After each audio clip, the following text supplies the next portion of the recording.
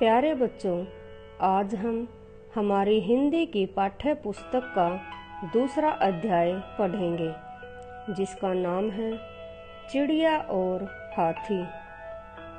बच्चों, आपने कभी चिड़िया और हाथी की दोस्ती सुनी है? आओ जानें कि किस प्रकार दोनों एक दूसरे के दोस्त बने। एक बार जंगल में बरगद के पेड़ पर चिड़िया घोंसला बनाकर रहती थी। एक दिन पेड़ की डाली पर बैठी वह गा रही थी। उसने देखा एक हाथी अपनी सूंड से पेड़ की टहनियों को तोड़ रहा था। वह डर गई और उसके पास जाकर बोली, पेड़ की डालियों को मत तोड़ो।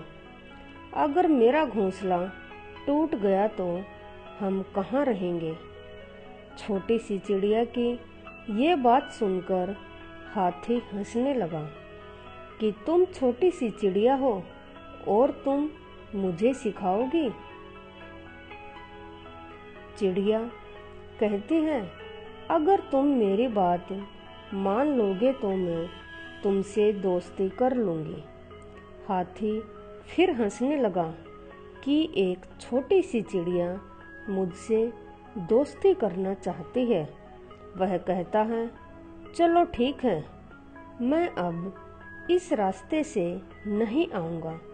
और वह दूसरे रास्ते से चला गया। कुछ समय बाद एक दिन जंगल में जोर की आंधी आई और एक छोटा सा रेत का कण अर्थात कंकड़ हाथी की आंख में चला गया और वह दुखी होकर चिंघाड़ने लगा।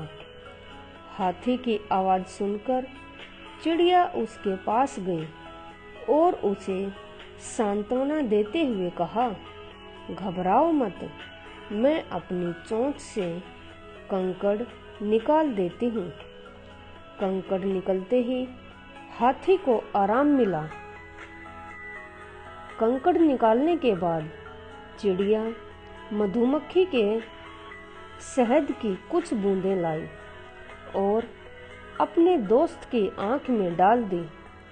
हाथी को आराम मिला और वह खुश होकर उसने चिड़िया का यह कहकर धन्यवाद किया कि तुम सच में एक अच्छी दोस्त हो।